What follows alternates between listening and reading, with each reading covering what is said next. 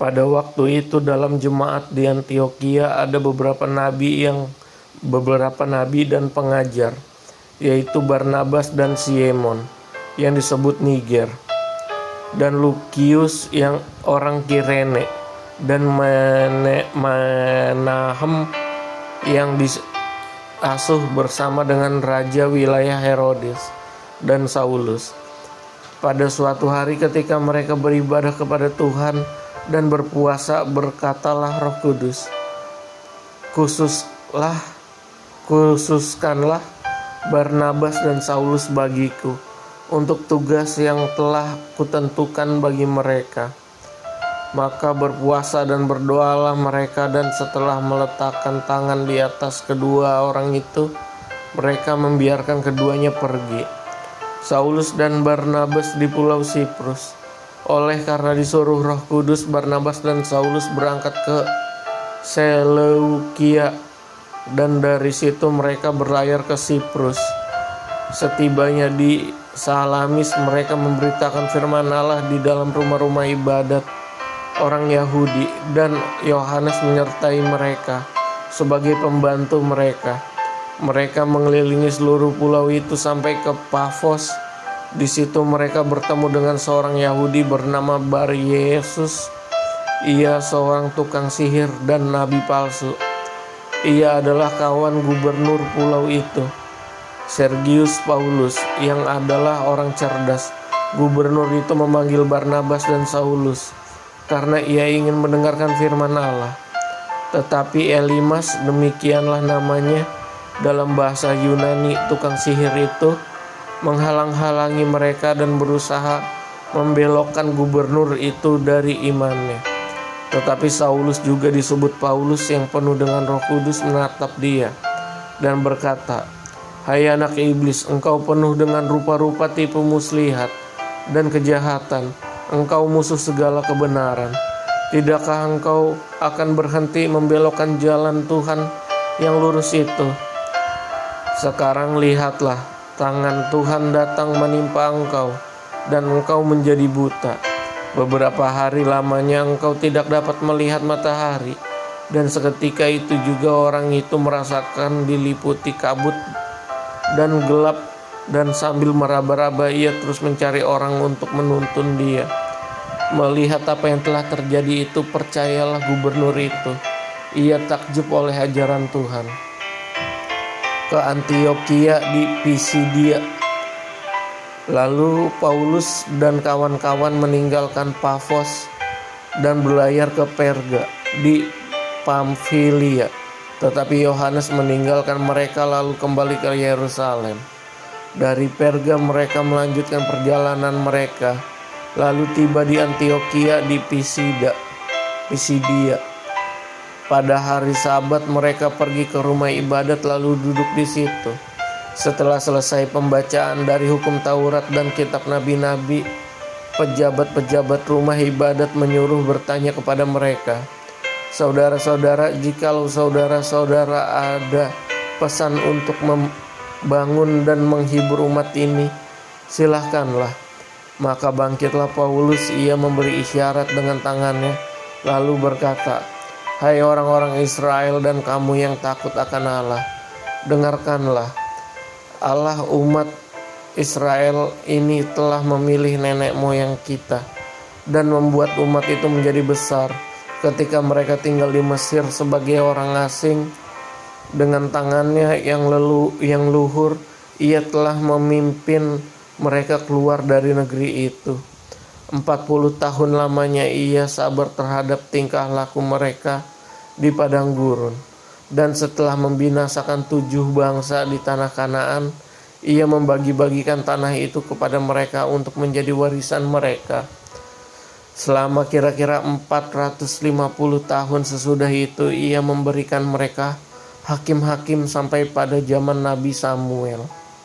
Kemudian mereka meminta seorang raja, dan Allah memberikan kepada mereka Saul bin Kis dari suku Benyamin 40 tahun lamanya. Setelah Saul diasingkan, Allah mengangkat Daud menjadi raja mereka. Tentang Daud, Allah telah menyatakan, "Aku telah mendapat Daud bin Isai, seorang yang berkenan di hatiku dan yang melakukan segala kehendakku, dan dari keturunannya lah sesuai dengan yang telah dijanjikannya. Allah telah membangkitkan juru selamat bagi orang Israel, yaitu Yesus. Menjelang kedatangannya, Yohanes telah menyerukan kepada seluruh bangsa Israel supaya mereka bertobat dan memberi diri dibaptis. Dan ketika Yohanes hampir selesai menunaikan tugasnya, ia berkata, 'Aku bukanlah dia yang kamu sangka, tetapi ia akan datang kemudian daripadaku. Membuka kasut kakinya pun aku tidak layak.' Hai saudara-saudaraku, baik yang termasuk keturunan Abraham maupun yang takut akan Allah, kabar keselamatan itu sudah disampaikan kepada kita. Sebab penduduk Yerusalem dan pemimpin-pemimpinnya tidak mengakui Yesus. Dengan menjatuhkan hukuman mati atas dia, mereka menggenapi perkataan nabi-nabi yang dibacakan setiap hari Sabat. Dan meskipun mereka tidak menemukan sesuatu yang dapat menjadi alasan untuk hukuman mati itu, namun mereka telah meminta kepada Pilatus supaya ia dibunuh. Dan setelah mereka menggenapi segala sesuatu yang ada tertulis tentang dia, mereka menurunkan dia dari kayu salib, lalu membaringkannya di dalam kubur. Tetapi Allah membangkitkan dia dari antara orang mati. Dan selama beberapa waktu ia menampakkan diri kepada mereka yang mengikuti dia dari Galilea ke Yerusalem. Mereka itulah yang sekarang menjadi saksinya bagi umat ini.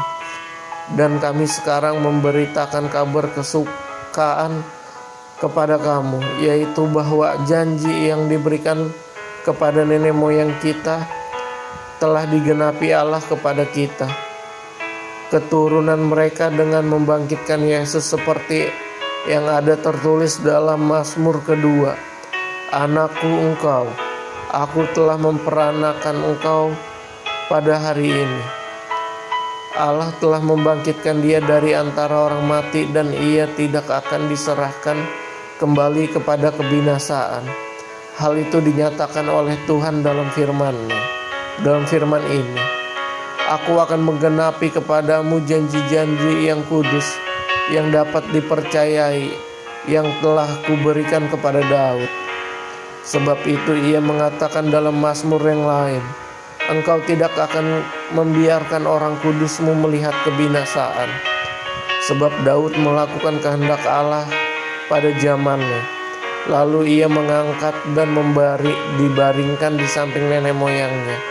Dan ia memang diserahkan kepada kebinasaan. Tetapi Yesus yang dibangkitkan Allah tidak demikian. Jadi ketahuilah hai saudara-saudara, oleh karena dialah maka diberitakan kepada kamu pengampunan dosa. Dan di dalam dialah setiap orang percaya memperoleh pembebasan dari segala dosa, yang tidak dapat kamu peroleh dari hukum Musa. Karena itu waspadalah supaya jangan berlaku atas kamu apa yang telah dikatakan dalam kitab nabi-nabi.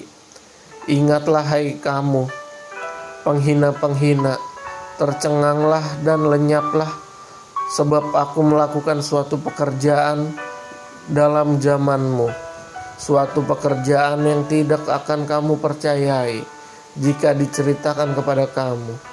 Ketika Paulus dan Barnabas keluar, mereka diminta untuk berbicara tentang pokok itu pula pada hari Sabat berikutnya.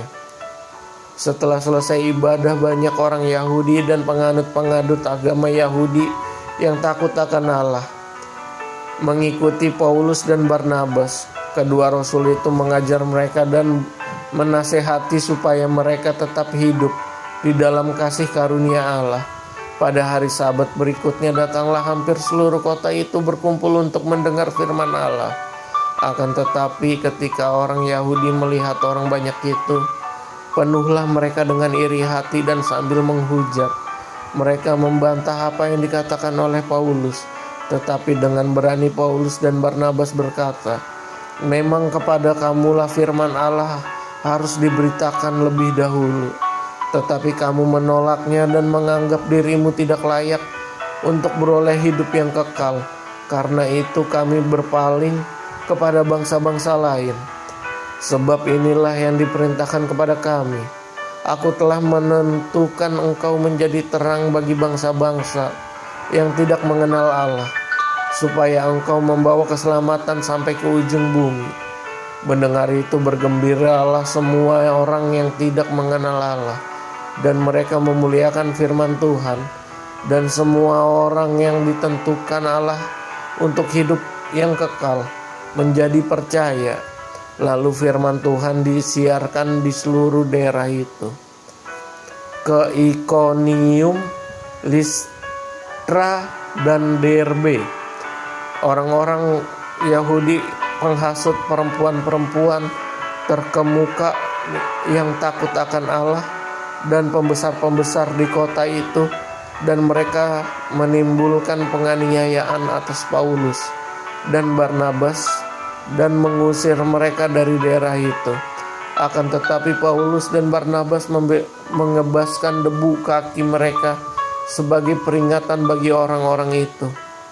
Lalu pergi ke Ikonium, dan murid-murid di Antiokhia penuh dengan sukacita dan dengan Roh Kudus